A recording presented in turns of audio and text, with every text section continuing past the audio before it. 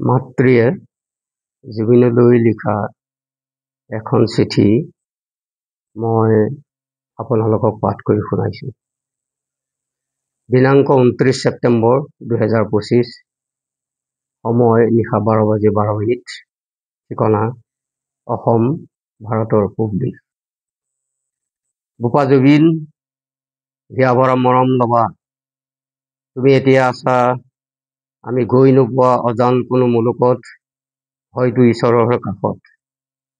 হে মোৰ প্ৰাণৰ পুত্ৰ, জীৱন্ত দেৱতা, তোমাক মই দুই হাতে আচল ভৰাই দিয়া, মোৰ দুচকুৰ শীতল সিক্ত কলিজাৰ চেনেহ ভাল পোৱাখিনি তুমি য'তেই আছা ততেই হাত পাতি ল'বা বুলি আশা কৰিলোঁ।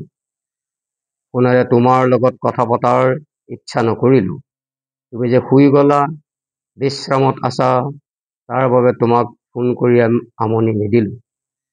সেয়ে পত্ৰৰ যোগেৰে মোৰ অপূৰ্ণ আশাৰ বতৰাবোৰ তোমাক জনোৱাৰ চেষ্টা কৰিলোঁ। তুমি যেতিয়া সাৰ পাই উঠিবা, তেতিয়া মোৰ পত্ৰখনি পঢ়িবা, আশা ৰাখিলোঁ।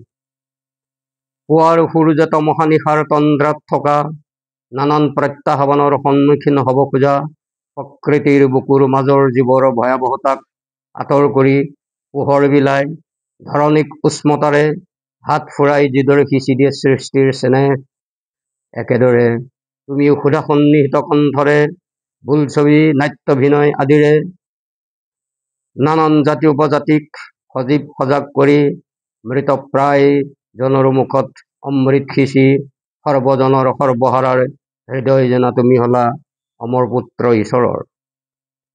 পুৱাৰ সূৰ্যৰ শক্তিবৰ্ধক তুমি হেঙুল কিৰণ, সঁচা ভাৱনাৰ সঁচা সাধনাৰ কল্পনা ৰহিত শিৰাই শিৰাই প্ৰবাহিত প্ৰেমৰ মোৰ কেঁচা কলিজাৰ ৰক্তৰ তুমি কাঞ্চন ৰঞ্জিত কল্লোল। তুমি মোৰ জীৱন আকাশ, পোহৰাই তোলা সপ্ৰতিভ আকাশবন্তি। বোপা, তোমাৰ অবিহনে মোৰ জীৱন গতি হৈছে অনিত্য অসাৰ, দিশাহীন।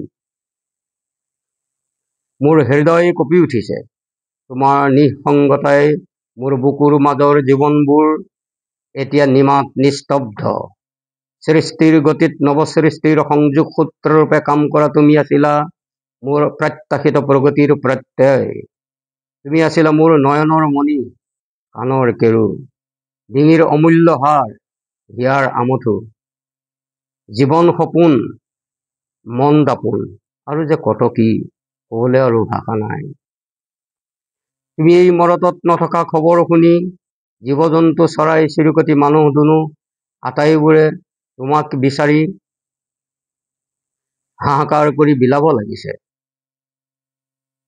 আটাইবোৰে তোমাক বিচাৰি হাহাকাৰ কৰি বিনাব লাগিছে। সকলোৱে মোক তোমাৰ অবৰ্তমানৰ প্ৰশ্ন তুলিছে। আকাশেও কান্দিছে, পাহাৰ পৰ্বত গছ গছনি নদ নদী শোকত ভাঙি পৰিছে।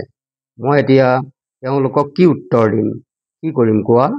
ভোকত কোনো ভোকাতুৰ আহাৰ গ্ৰহণ নকৰি গাত ফুল চন্দন ঘঁহি শুভ্ৰ বস্ত্ৰ পৰিধান কৰি আহিলেও মনে যেনেকৈ শান্তি নাপায়, তেনেকৈ তুমি আমাৰ মাজত নথকাৰ বাবে সমাজ সত্তাত যি শূন্যতাৰ সৃষ্টি হৈছে, সেয়া পূৰণ কৰাৰ অশান্তিয়ে সকলোৰে মন উদ্বিগ্ন কৰি তুলিছে।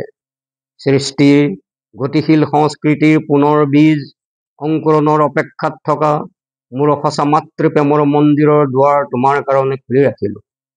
বহু আশাৰে বাট চাই ৰলো, তুমি আহিবা, মোৰ গৰ্ভতে আকৌ জনম লবা, নহলে জগতে মোক হাঁহিব হৃদয় বুলি। মোৰ অৱহেলা অসন্তুষ্টিৰ বাবে তুমি মোক ত্যাগিলা বুলি। মই কোনটো নাকেৰে জগত সভাত তোমাৰ অবিহনে চিনাকি দিম? আশা ৰাখিছো দুনাই আহি মোৰ মান ৰাখিবা, বিশ্বৰ দৰবাৰত মোক আকৌ নসাজেৰে নৱৰূপত জিলিকাই তুলিবা। তুমি জানিছাই আজি পুত্ৰহীনা মই অভাগিনী মা, অকলশৰীয়া মই দূৰকপলীয়া, আজি মোৰ সংসাৰ নৌকাৰ নাই নাৱৰীয়া। এয়া মোৰ ইহাৰ বেদনা, বিষাদৰ বেদনা। বোপা মোৰ দুখ নকৰিবা, নিলিখো বুলি বহুতখিনিয়েই লিখিলোঁ। আশা ৰাখিছোঁ তুমি য'তেই আছা ততেই পৰম পিতাই তোমাক কুশলে ৰাখিব। তোমাৰ মংগল কামনাৰে ইতি তোমাৰ মৰমৰ আই অসমী, অসম, পূব ভাৰত। দিনাংক 29 ছেপ্টেম্বৰ 2025, সময় নিশা 12:12 নমস্কাৰ।